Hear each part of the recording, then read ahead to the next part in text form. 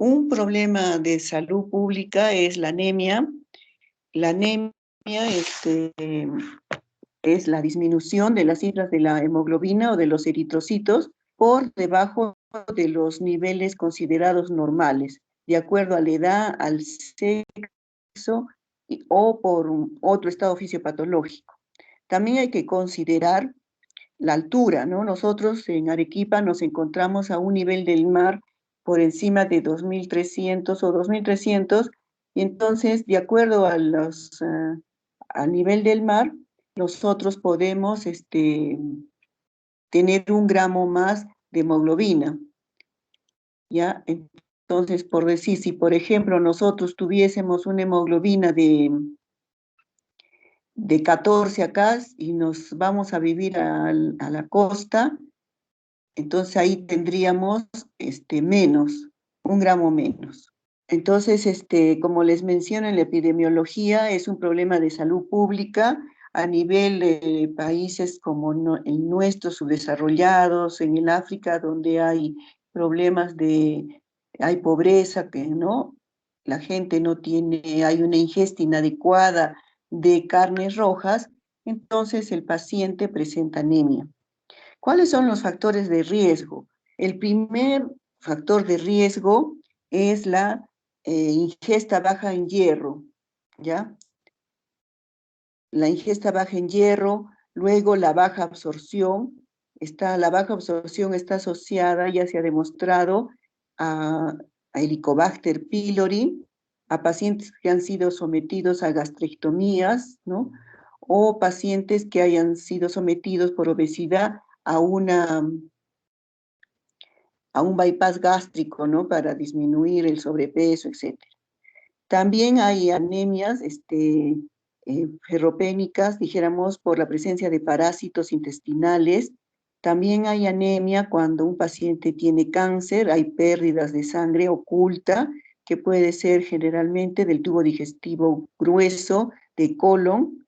También puede estar asociado a infecciones, anemia por tuberculosis, ¿no? Y en el embarazo hay anemia porque el feto necesita de aporte para su crecimiento, ¿no? Ahora, los niños también hacen anemia y cuando son menstruaciones prolongadas. En el Perú se ha demostrado que el 48% de los pacientes, mujeres en edad fértil o ya gestantes, tienen anemia. Es un problema entonces que una mujer se embarace ya con anemia, ¿no? Entonces va a afectar lógicamente al feto, ¿ya? Entonces tenemos que los glóbulos rojos portan en su interior la hemoglobina, la cual lleva la hemoglobina. La hemoglobina lleva átomos de hierro, ¿no? Y entonces, y el hierro es el que transporta el oxígeno. Entonces hay un intercambio de gases, ¿no? En las células, reciben las células el oxígeno y recogen el CO2. Pero si tenemos menos hemoglobina, entonces va a haber menos aporte de oxígeno hacia los tejidos, ¿ya? Y entonces va a producirse hipoxia tisular. ¿Cuáles son los órganos que sufren con más frecuencia? Son el corazón y el cerebro. Y a consecuencia de ello, hay una redistribución del flujo, que es un mecanismo, dijéramos, fisiológico de adaptación a la anemia. Entonces, por eso la piel se torna pálida, los intestinos también disminuye el flujo a nivel intestinal y el paciente puede tener estreñimiento y disminuye a nivel de los músculos, ¿no? Entonces el paciente se siente cansado, no puede caminar porque hay hipoxia en los tejidos, hay acidosis y entonces tiene calambres o claudicación. Y a nivel del corazón en los ancianos, estos pueden presentar angor pictores, ¿no? O sea, dolor en el pecho por la anemia, por la disminución de la hemoglobina. Entonces, dijéramos, las células rojas se forman en la médula ósea y hay etapas, ¿no? En las cuales el glóbulo rojo tiene núcleo, pero cuando sale a la sangre periférica ya no tiene núcleo. Entonces son diferentes estadios de maduración, como el proeritroblasto, el eritroblasto basófilo, el policromatófilo, el reticulocito y el eritrocito. El riñón, ustedes recordarán que sintetiza la eritropoyetina y la cual se dirige hacia las células stem progenitoras de las células rojas para que se produzca la maduración de los glóbulos rojos, ¿no? Entonces, si hay menor oxigenación en los tejidos, hay mayor liberación a nivel del riñón de eritropoyetina con mayor formación de, dijéramos, de hemoglobina. Entonces, cuando hay hipoxia, una forma es aumentar la liberación de eritropoyetina y aumentar la formación de glóbulos rojos. Pero este mecanismo, que también es un mecanismo de compensación, demora, no es un mecanismo de acción rápida, ¿ya? Bueno, entonces los glóbulos rojos, ustedes saben que viven 120 días.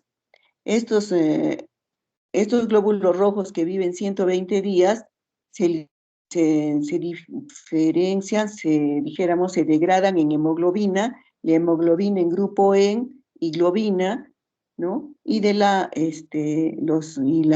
porción de globina de los aminoácidos van al pool de aminoácidos y del grupo E se convierte en lo que viene a ser la bilirrubina, biliverdina, que da el color a la orina y a las heces. El hierro va a los depósitos de hierro y esos depósitos de hierro son en dos sitios, en los tejidos como hemosiderina y y en la sangre como ferritina.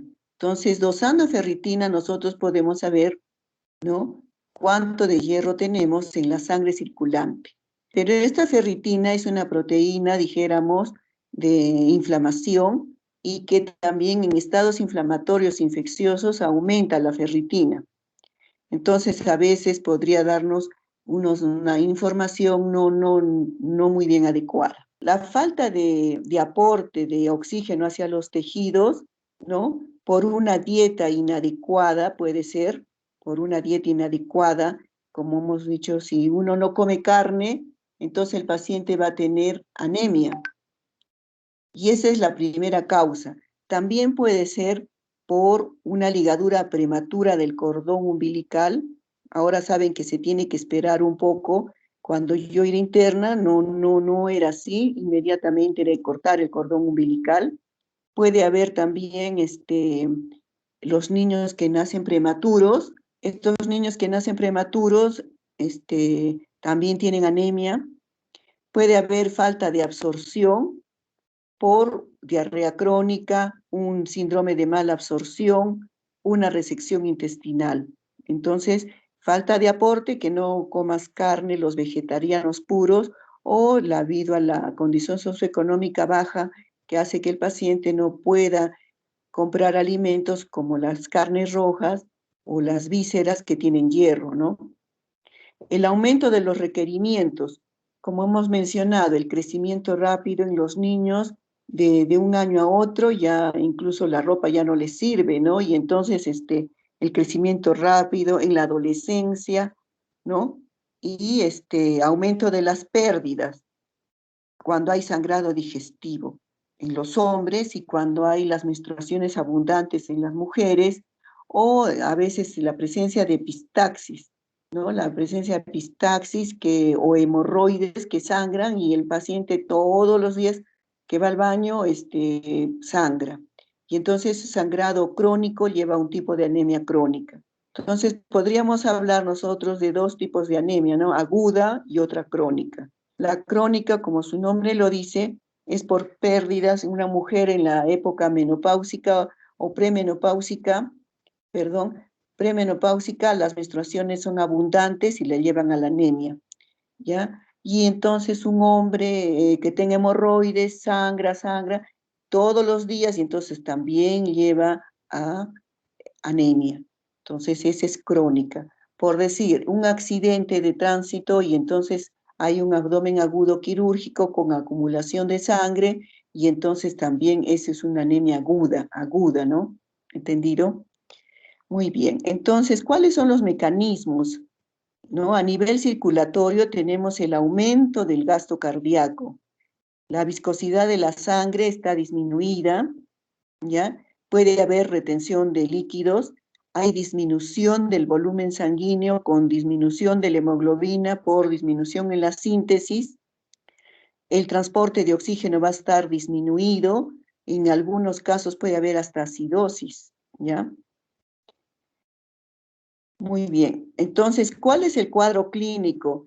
El cuadro clínico, como revisamos el año pasado, estos pacientes tienen síntomas que van desde la cabeza hasta los pies, ¿no? Entonces, el paciente puede tener cefalea, mareos, eh, tinnitus.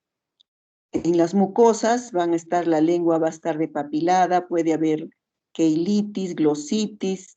A nivel de los pulmones puede haber taquipnea, depende de la severidad, puede haber taquicardia, puede haber un soplo sistólico.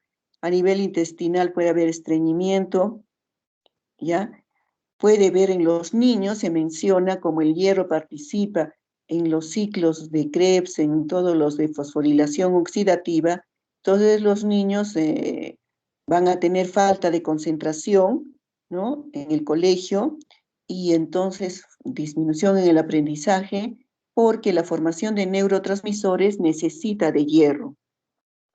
Entonces hay lo más característico es la palidez, la anorexia, la pérdida de peso. Puede haber pérdida de peso. En las mujeres es notorio la caída de cabello y es preocupante, ¿no? Las señoritas vienen que se me cae el cabello y no pueden hacerse crecer las uñas se vuelven quebradizas, frágiles y tienen un hundimiento en el centro, lo que se denomina coiloniquia. Coiloniquia.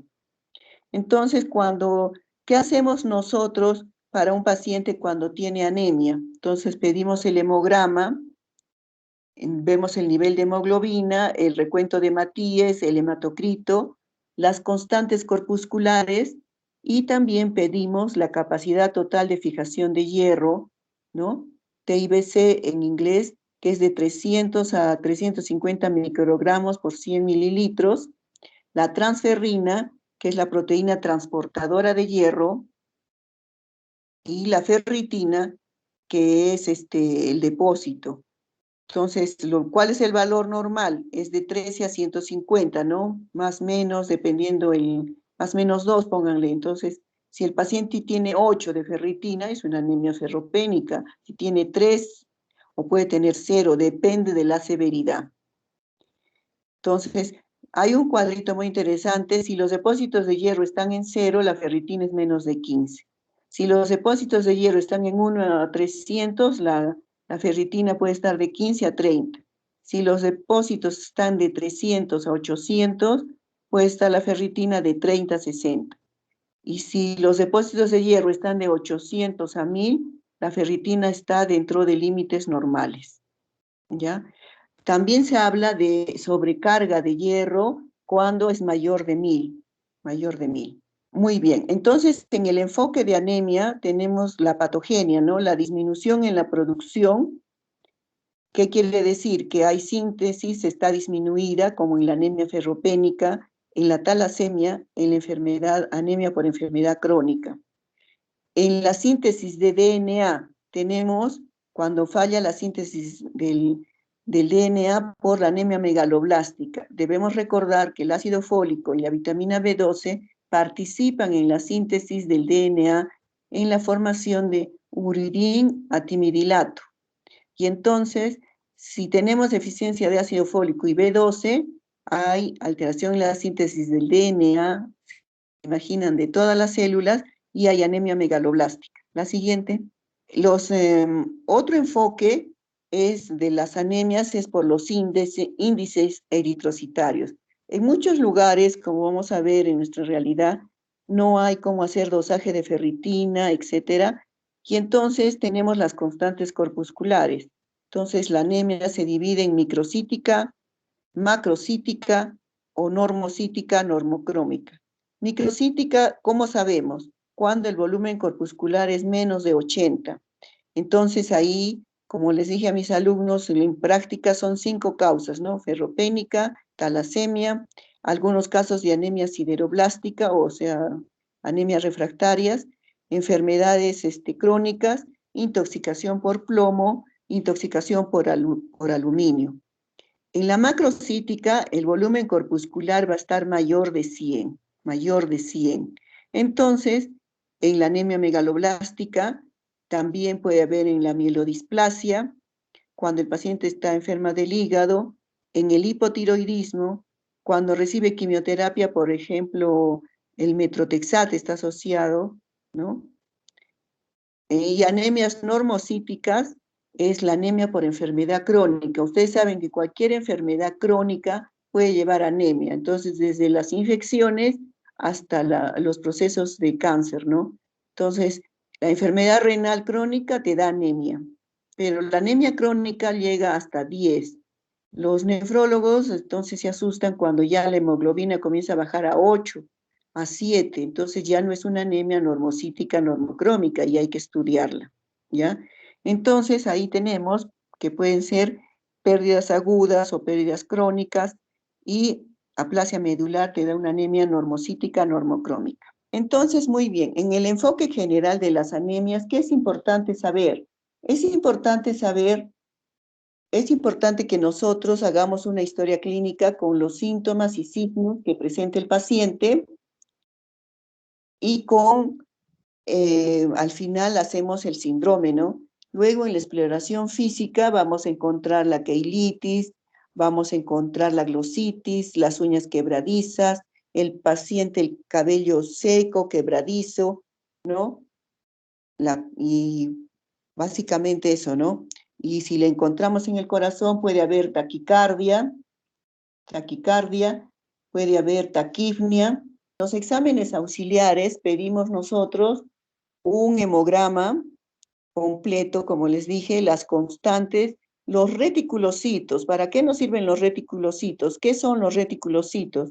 Son glóbulos rojos inmaduros que tienen restos de RNA en su citoplasma y que están aumentados en casos de anemia hemolítica o en casos de hemorragia. Entonces, en esos casos se puede pedir reticulocitos. También en la anemia plásica va a haber disminución. Los reticulocitos son la serie joven roja que sale cuando hay hemorragia o cuando hay destrucción. Entonces, en la anemia plástica no hay producción. Entonces, ¿cómo hay reticulocitopenia? Acuérdense.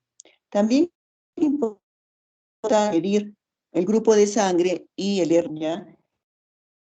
El 80% de la población peruana tiene, tiene grupo O, tiene grupo O positivo. Es necesario que nosotros pidamos siempre el hemograma, el grupo sanguíneo y el RH. Ustedes en su formación, ya cuando hagan el internado, tienen que ir a mirar la lámina periférica de los pacientes con, ¿no? o con leucopenia o con trombocitopenia. De tal manera que ustedes tienen que aprender a mirar las láminas, ¿ya? Entonces, cuando nos toque la morfología, entonces acá vamos a ver que hay alteraciones en la forma de los glóbulos rojos y eso nos ayuda muchas veces a hacer el diagnóstico.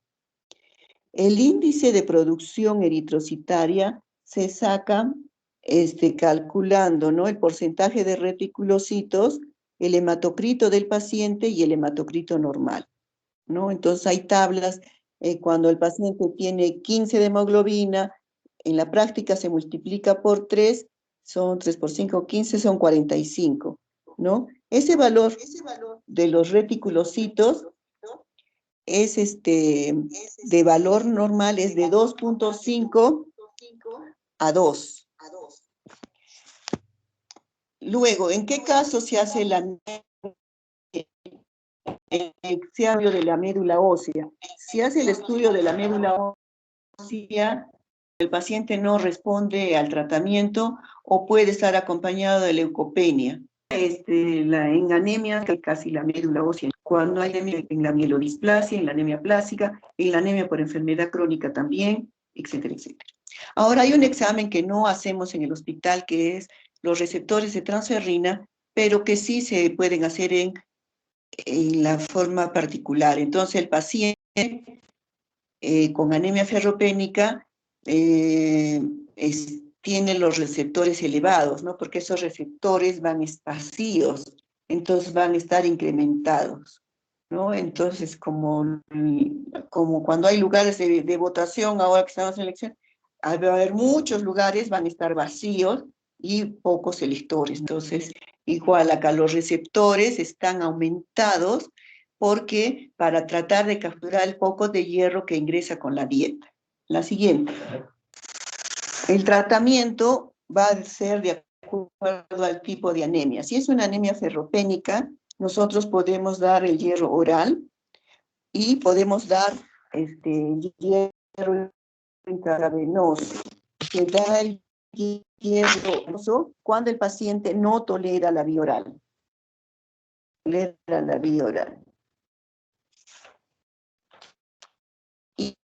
Y el hierro oral se tiene que dar 2 horas después de los alimentos, 2 horas después de los alimentos y no se absorbe con ellos. Tampoco el paciente debe tomar antiácidos ni té. Los citratos, tanatos, disminuye la absorción de hierro, ¿no? Muy bien. Esta megaloblástica siempre se da el tratamiento con ácido fólico y B12 debido a que en las vías que el fólico y nosotros está en las carnes y el ácido fólico en las verduras. Entonces, para su absorción. En ese caso se debe administrar las dos a la vez. Entonces, el ácido fólico en tabletas, también hay vitamina B2 en tabletas, también hay inyectables, ¿no? Y se debe dar muchas veces, a veces el paciente debe de tomar de por vida. Entonces ahí la anemia, no solamente hay anemia, sino hay leucopenia y hay plaquetopenia, hay pancitopenia. Y entonces hacemos la médula ósea y encontramos megaloblastos.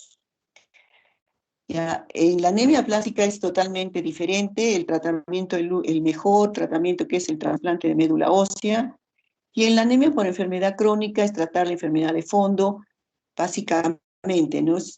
Si por decir es un paciente que tiene una enfermedad renal, entonces se le debe administrar eritropoyetina, pero para recibir eritropoyetina el paciente tiene que tener sus niveles adecuados de hierro. Entonces, previamente se le da administración de hierro y luego se le administra la eritropoyetina porque ese paciente no va a tener riñón y las células yuxtamedulares no van a producir eritropoyetina y entonces el paciente va a tener anemia por déficit de eritropoyetina. La trombocitopenia. En la trombocitopenia vamos a tratar sobre la púrpura trombocitopénica inmune.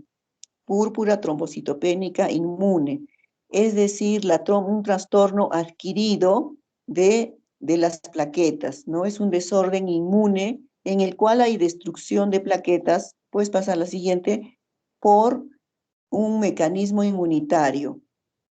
Puede ser por una disminución en el recuento de plaquetas por debajo del nivel normal, lo normal es de 150.000 hasta 400.000, y porque hay una acción contra las glicoproteínas.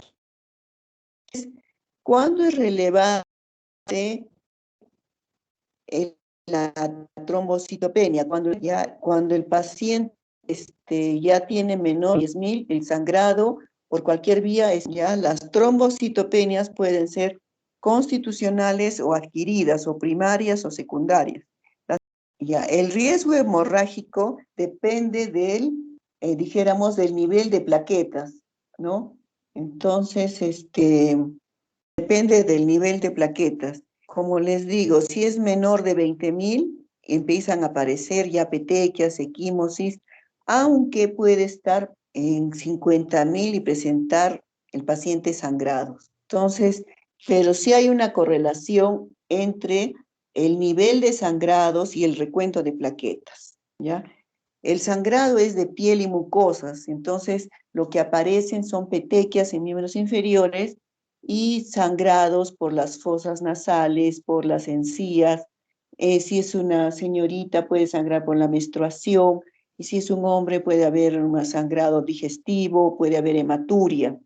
Y el peor sangrado es en el nivel del sistema nervioso central, que se presenta en menos del 1% de los casos. Puede presentarse en ambos sexos, en todas las edades, ¿ya? Y la PTI aguda da en los niños y la PTI crónica da en los adultos. En los niños puede resolverse sin ningún tratamiento, más bien en los adultos requieren medicamentos de primera línea, de segunda línea, de tercera línea, ¿ya? Entonces, la siguiente, pásala.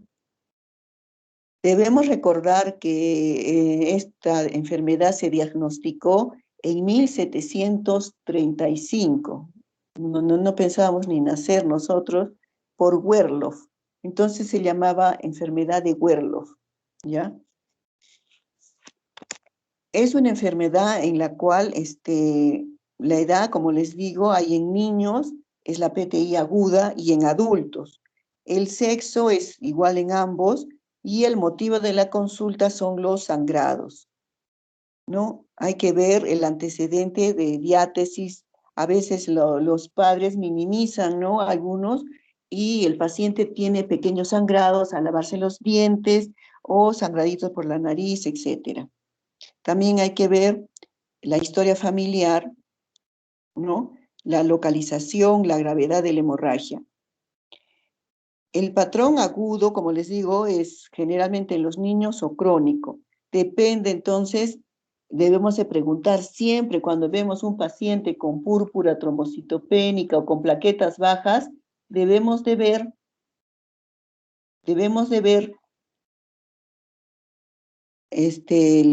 el medicamento que está tomando. Ustedes deben preguntar, ¿qué medicamento está tomando?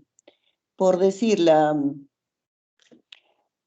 las aspirinas disminuyen a los miocoriocitos hasta en 8 días.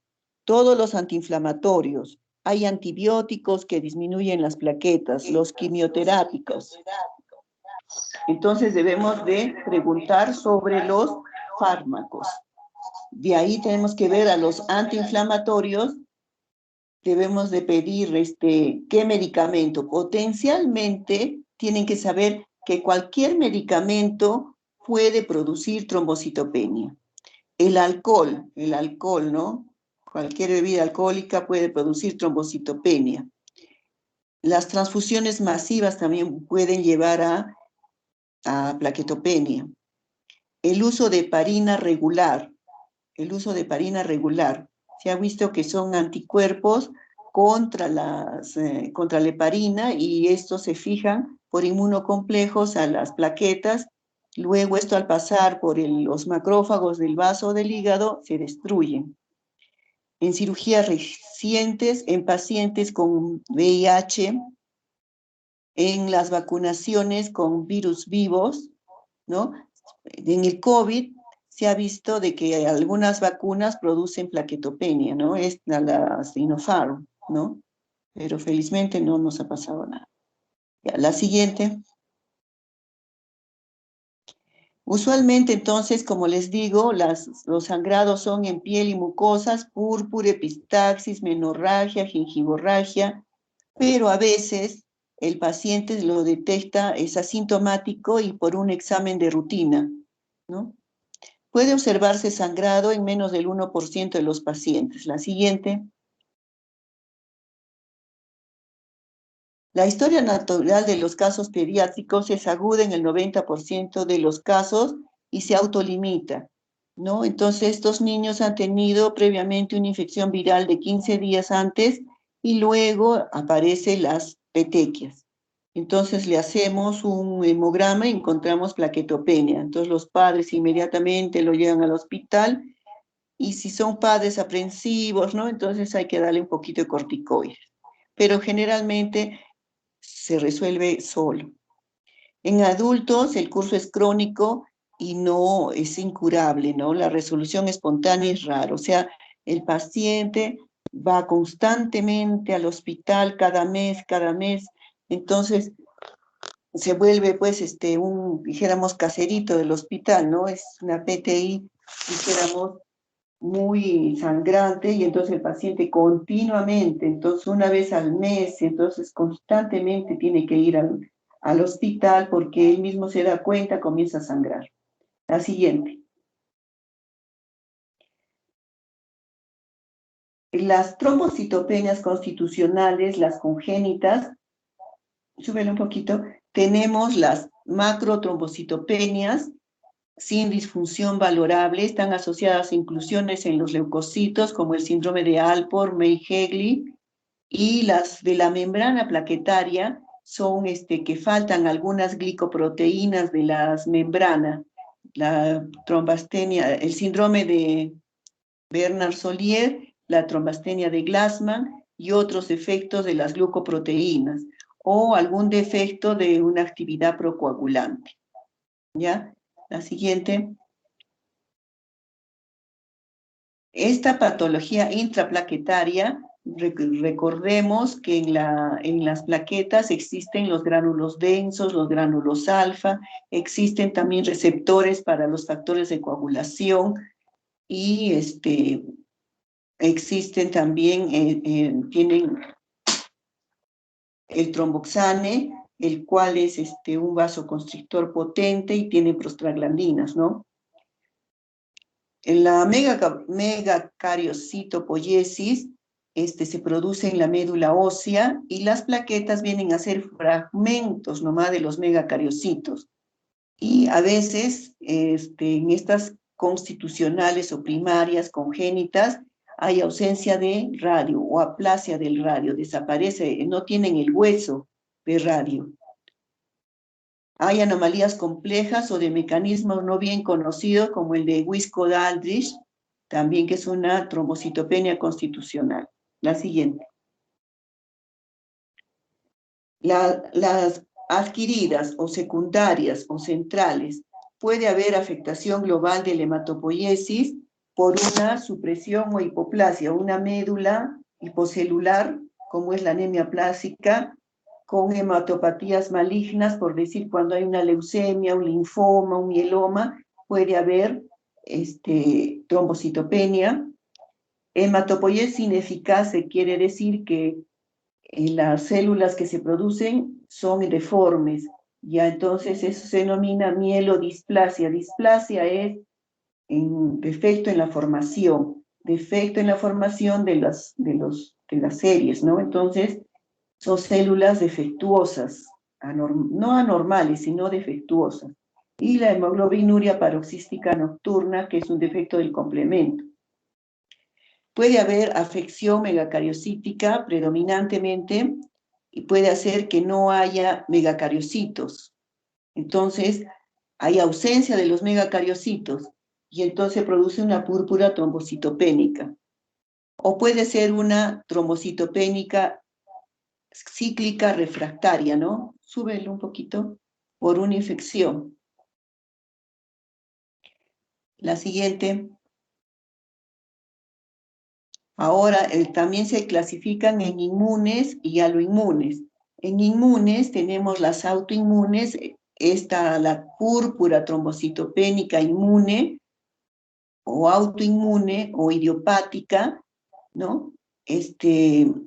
Se producen anticuerpos contra las glicoproteínas de la membrana de las plaquetas.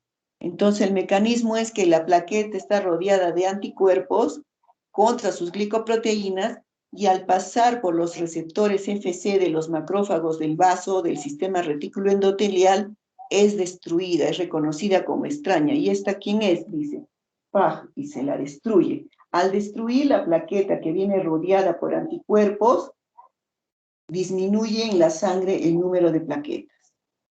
También puede haber, como les dije, inducida por fármacos. Entonces, actúa el fármaco con un afteno, producen anticuerpos, los cuales esos inmunocomplejos se fijan a los receptores de las plaquetas y también al pasar por el macrófago, que es el detector, dijéramos, de metales, y ¡pah!, la destruye. Puede haber aloinmune en los niños que vienen de una madre que tenga una PTI inmune, ¿no? El bebé puede nacer con plaquetas bajas. Entonces, halo es extraño, entonces vienen autoanticuerpos contra las plaquetas del bebé, ¿no?, que atraviesan la placenta. Puede ser, acá es post-transfusional. Entonces, el paciente recibe transfusiones de plaquetas y finalmente esas plaquetas no le van a funcionar porque el paciente forma también anticuerpos contra las plaquetas. Entonces, muchas veces está contraindicada la transfusión de plaquetas en los pacientes que tienen PTI porque la duración de esa transfusión de plaquetas va a ser menor. Ya otras pseudotrombocitopenias cíclicas puede haber, ¿no? Porque aquí en la pseudotrombocitopenia, ¿qué significa? Que en las láminas se fijan las plaquetas a los alrededores del frotis de sangre periférico y a veces las máquinas también te dan, dan falsos positivos, ¿no? Te dicen trombocitopenia, pero uno tiene que revisar bien la lámina para ver si hay o no acúmulo en la periferia de la lámina periférica en las plaquetas. Puede haber también cíclica, que el paciente tenga una infección viral y bajan las plaquetas. Puede estar asociado también al SAF, que es síndrome antifosfolipídico asociado al lupus eritematoso, ¿no? Y la enfermedad injerto contra huésped que aparece en los pacientes que son trasplantados. La siguiente. Ahora, causas no inmunes. Las inmunes, acuérdense, es por anticuerpos. Las no inmunes, por consumo, como en la coagulación intravascular diseminada, que es un proceso en el que puede ir hacia el lado de la trombosis o hacia el lado hemorrágico y en la cual hay disminución de las plaquetas. Hay una enfermedad que se denomina microangiopatía trombótica o PTT, púrpura trombocitopénica trombótica, o sea, donde hay trombocitopenia y hay afectaciones neurológicas, renales, etcétera, y anemias hemolíticas. Este es muy complejo y muy difícil a veces de diagnosticar. Puede haber por consumo, por destrucción, por circuitos extracorpóreos, el paciente es sometido a una operación del corazón y entonces se queda por decir, en el corazón artificial, en los tubos se quedan las plaquetas, en los circuitos extracorpóreos y hay por destrucción ahí. Por pérdidas en el exterior, o sea que el paciente presente hemorragias. En las hemodiálisis también, ¿no? La siguiente. Muy bien, las características clínicas, esto está en inglés, pero ustedes saben inglés. El sitio de sangrado, esto es muy importante para los alumnos, para que ustedes distingan cuando hay un desorden de plaqueta y cuando hay un desorden de los factores de coagulación. ¿Cómo podemos distinguir clínicamente? Petequias cuando hay desorden de plaquetas y defectos de los factores de coagulación, no hay petequias. Que ustedes recuerden, eso es muy importante para el futuro incluso, ¿no? Si ven un paciente con petequias, inmediatamente piensan en un defecto de plaquetas. Pero ojo, que pueden haber también petequias con plaquetas normales, y a eso se denomina púrpura trombocitopénica, no es una vasculitis de Heno-Schönlein. Aquí no están en la púrpura de Heno-Schönlein las plaquetas disminuidas, pero sí el paciente tiene petequias. Equimosis, pues hay pequeñas acá, superficiales, y acá son, en los efectos de la coagulación, son grandes y profundos. Hemartrosis, muy raro cuando hay desorden de plaquetas, y es muy común cuando hay trastornos de la coagulación. Sangrado después de cortes, inmediatamente, y aquí es un poco menor. Aquí el sangrado, cuando uno se corta y tiene déficit de plaquetas, es inmediato, pero acá a veces demora 1 o 2 días. Entonces el paciente le extraen un diente o una muela y el paciente inmediatamente no va a sangrar, sino a partir del tercer día sangra, y este sangrado puede durar hasta un mes si no es visto adecuadamente. Entonces el sangrado de desorden de plaquetas es inmediatamente, o sea, el paciente tiene plaquetas bajas, no pueden someterle a una operación, no pueden extraerle un diente, no puede ser sometido a una cirugía, etcétera. La siguiente.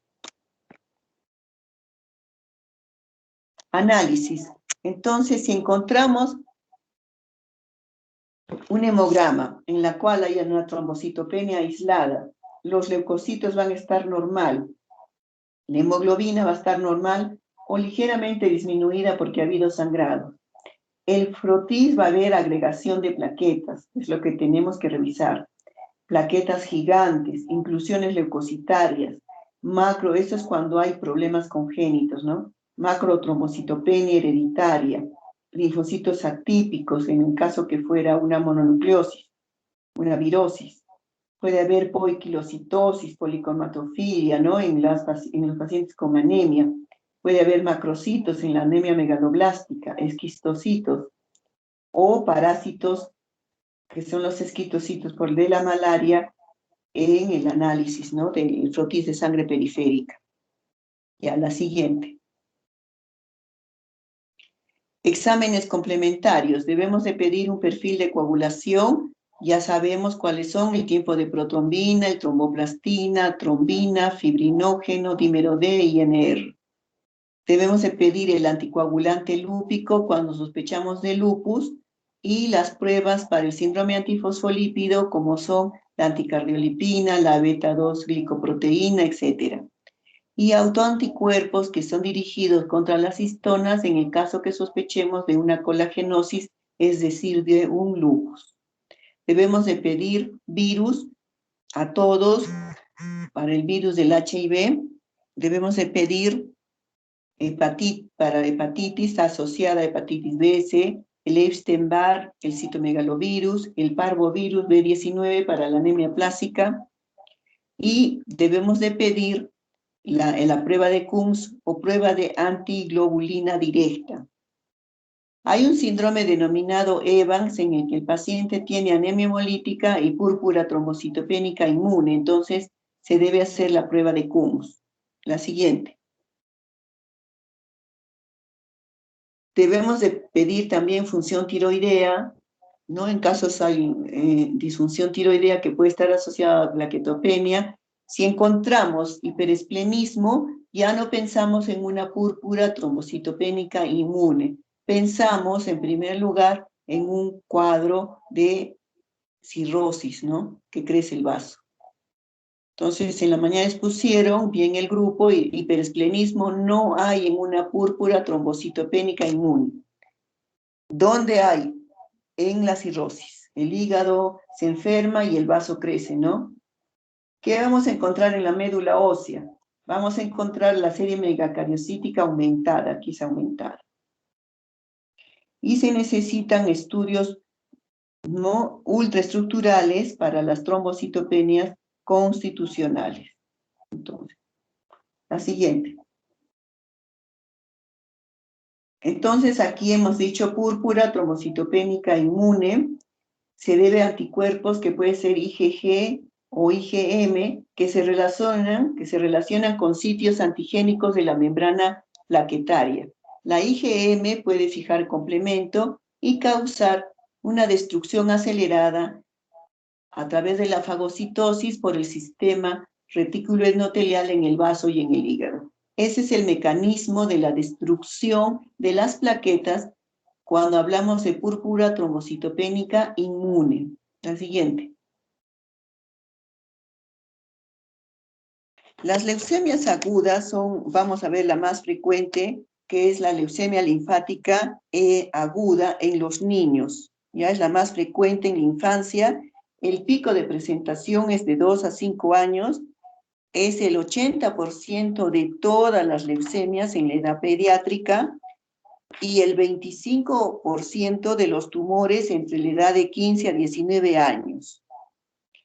En otros países que no es el nuestro, la supervivencia libre de la enfermedad es del 90%. 10 a 20% fracasa. Nuestra realidad es completamente diferente. Ahora lo que se está viendo es en los sobrevivientes a esta enfermedad, porque en realidad son supervivientes, ¿no? Es la toxicidad de los tratamientos que han recibido. Entonces hace cardiotoxicidad, a veces hay disminución en el crecimiento, a veces que recibieron radioterapia hay falta de concentración en las funciones superiores. ¿La tienes, Pedro? La leucemia aguda. La calidad de vida entonces va a depender de la toxicidad los estragos que haya causado los medicamentos quimioterápicos en el paciente. Muy bien. En la leucemia linfática aguda se caracteriza porque hay fiebre en un 61%, hay hepatoesplenomegalia en un 63%, hay linfadenopatías en un 50%, hay petequias o sangrados en un 48%, hay dolor óseo en un 23%. Entonces, hay 3 síndromes bien característicos, ¿no? Síndrome febril, un síndrome anémico y un síndrome hemorrágico. El siguiente. Entonces, ¿qué es la leucemia? Es una proliferación monoclonal neoplásica de las células madre hematopoyéticas. Es una enfermedad de la médula ósea clonal con aumento de los blastos. Es una mutación de las células germinales con incapacidad para madurar. Sustituye al tejido hematopoyético normal, disminuyendo las series normales hematopoyéticas. Entonces, ¿cuáles son las series normales? Los glóbulos rojos, los blancos y las plaquetas. Entonces, hay una panmielopatía. Entonces, es una transformación maligna de una célula progenitora linfoide, ¿ya? Inmadura, que tiene la capacidad de expandirse, formar una clona de células progenitoras idénticas, bloqueando los puntos de diferenciación, causando una transformación, ¿no? Que es multifactorial.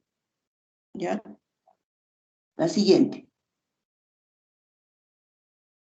¿Cuál es la etiología? Las radiaciones ionizantes, como la explosión por las bombas atómicas, la infección por retrovirus, que son el HTLV1, causante de la leucemia, linfoma de células T, del adulto, que es endémica en el Japón, en el Caribe, en el Perú.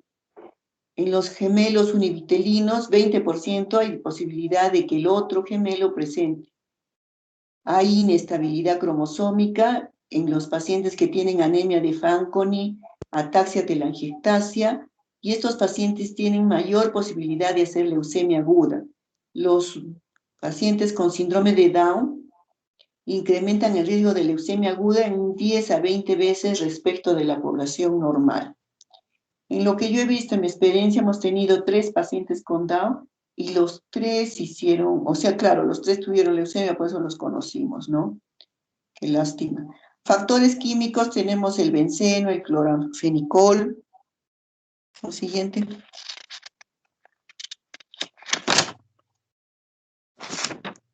Las leucemias, las incidencia, como les dije, 3% de las neoplasias, ¿no? Y 50% de las leucemias es la presentación. La leucemia aguda linfoblástica tiene un pico de 2 a 5 años, de 2 a 4 años, y también se presenta en pacientes que tienen entre los 15 y 19 años. La leucemia aguda mieloblástica o mieloide es en los adultos. Ya, también hay niños con leucemia mieloide, pero también es raro y de peor pronóstico que la linfática. La siguiente. ¿Cuál es la clasificación? Lo que más importa para la clasificación es la calidad de las células más que su cantidad, aunque esta es orientadora. Entonces hay leucosis leucémica con leucocitos atípicos en sangre en gran cantidad. Hay leucosis aleucémicas con un número normal, con células atípicas. Y por último, existen lo que se denominan reacciones leucemoides, caracterizadas por un recuento de células blancas por encima de lo normal, 25.000 hasta 40.000, generalmente asociado a un cuadro infeccioso. La siguiente. Se clasifican sobre el tipo de células afectadas. Según el curso, pueden ser agudas por presencia de células muy inmaduras llamadas blastos y crónicas, presentan leucocitos bien maduras con una velocidad de resolución mucho más lenta. Según el tipo celular pueden ser T, o sea, las linfoides pueden ser T o B, y las mieloides pueden ser hasta de 7 subtipos, 6 subtipos. De los polimorfonucleares puede haber leucemia de los eritroide y leucemia por megacariocítica, por el aumento de los megacariocitos, y en vez de blastos hay megacariocitos. La siguiente. Entonces ahí tenemos la clasificación franco-américo-británica, son de las leucemias agudas mieloblásticas, la M0, la M1 hasta la M7, la leucemia aguda mieloblástica sin diferenciación, la con diferenciación, la que tiene mejor pronóstico es la promielocítica, en la cual hay la translocación 15-17, existe el inhibidor de la translocación 15-17, que es el ácido transretinoico, el cual, asociado a quimioterapia, no necesitan estos pacientes de trasplante. Este se acompaña de CID, de coagulación intravascular diseminada. Si no hacemos el diagnóstico en la emergencia a la hora, a las 2 horas que llegue el paciente, se muere. Estas son mucho más raras y de peor pronóstico, la M6 y la M7. La siguiente. Dentro de las leucemias mieloides agudas, los cuerpos de Auer son frecuentes en la leucemia mieloide 2 y en la M3, que tiene el mejor pronóstico, ¿no? Y las más frecuentes son M2, M1, M2, M4 y M5.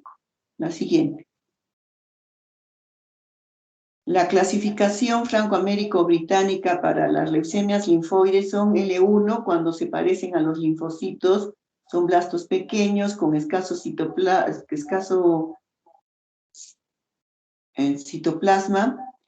Las L2 son combinación de blastos pequeños y grandes, y la L3, la de tipo Burkitt, que tiene vacuolas en su citoplasma.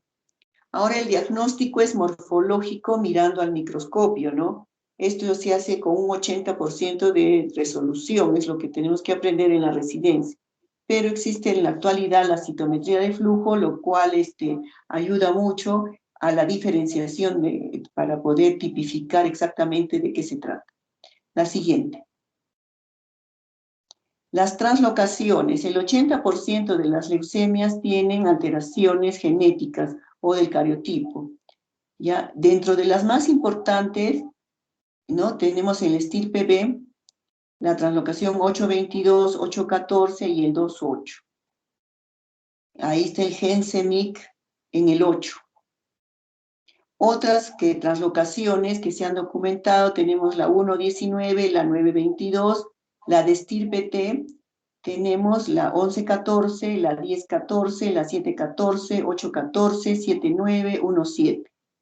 La translocación 922 es de mal pronóstico en las leucemias linfáticas, ¿ya? Y es una translocación donde se forma una proteína de 190 kilodaltons.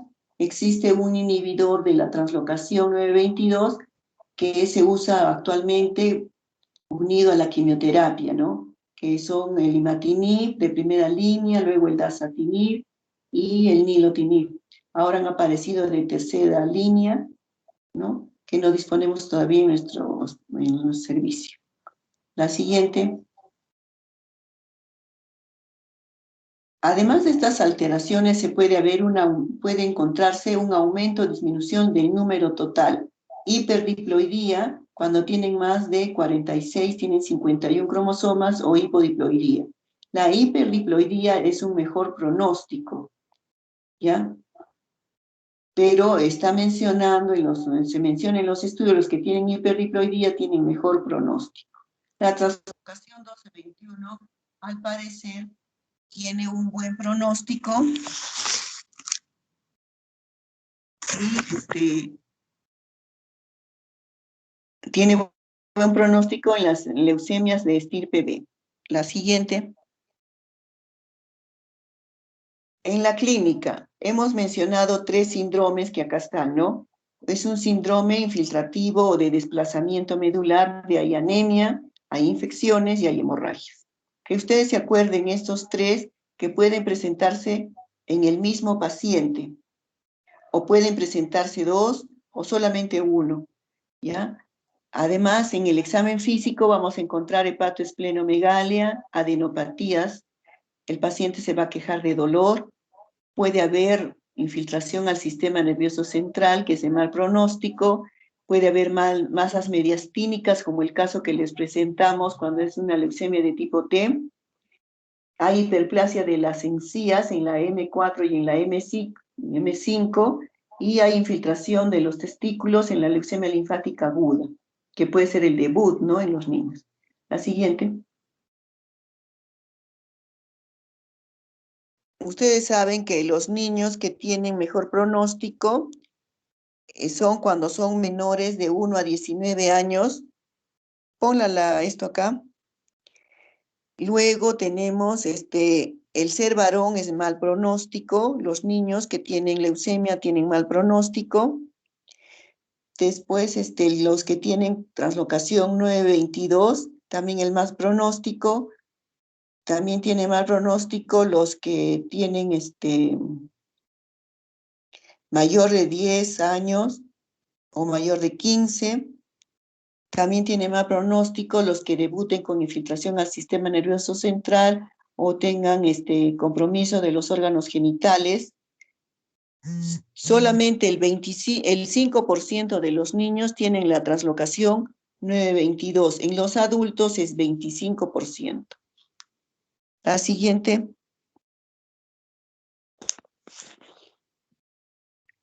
Ahora, la presencia de leucocitos de 10.000 a 50.000 es favorable, y cuando los pacientes tienen más de 100.000 o más de 50.000, un pronóstico desfavorable. La presencia de los linfocitos pre-B común en la citometría de flujo que tengan la existencia del marcador CD10 o TDT es de buen pronóstico, y la hiperploidía cuando es más de 50. La siguiente. Y que la respuesta al tratamiento sea dentro de al corticoide, y que sea durante el mes. Estos son los diagnósticos diferenciales, ¿no? Tenemos el síndrome de inmunodeficiencia adquirida, tuberculosis, síndrome hipereosinofílico, en algunas leucemias mieloides a eosinofilia, ¿no? Y enfermedades neoplásicas, los linfomas, el retinoblastoma, el rhabdomiosarcoma, la histiocytosis tipo 1 y tipo 3 y el neuroblastoma. La siguiente. Ahí creo que acaba. Ya, ¿qué pruebas de laboratorio hacemos? Tenemos que ver el hemograma y ahí vamos a ver la presencia de blastos, que tienen que ser más del 20 a 25%. Tenemos que ver en la función renal, la función hepática, para poder iniciar la quimioterapia, tiene que estar normal. El líquido cefalorraquídeo tiene que estar de 0 a 3 células para descartar infiltración, y el aspirado de médula ósea que nos hace el diagnóstico. La siguiente. 10% nomás de los pacientes tienen hemograma normal, 10%. y leucémicas, leucemia aleucémica, o sea que no vamos a ver tantos blastos en la sangre periférica, y tienen pancitopenia, también es raro, ¿ya? Y la presencia en la punción medular tiene que haber, en la médula es diferente de la sangre periférica. En la sangre periférica hemos dicho que debe haber más de 20%, pero en la médula ósea debe haber más de 30%. Y ya, las etapas de tratamiento. Son 4 etapas de tratamiento. El tratamiento dura 2 años. La inducción es 2 meses. La consolidación son 3 meses. El tratamiento al sistema nervioso central es junto con la inducción y la consolidación, y también con el tratamiento de mantenimiento. El tratamiento de mantenimiento son 18 meses. Entonces es un tratamiento largo, tedioso, y frecuentemente vemos a las madres con los niños o a las madres con sus hijos jovencitos dando vueltas y vueltas por el hospital para conseguir las camas, ¿no? La siguiente. Entonces, ¿a qué se llama remisión completa de la enfermedad? Es la desaparición completa de los síntomas y la normalización en el hemograma de las 3 series, de los leucocitos, de la hemoglobina y de las plaquetas, ya sin transfusiones, y la presencia de blastos menos del 5%. Ahora aquí nos ayudamos nosotros con la citometría de flujo, en la cual debe haber en la citometría de flujo enfermedad mínima residual de 0.00, 3 ceros y un 1. ¿Entendido? ¿Ya? Entonces, la citometría nos sirve para esos casos. La siguiente.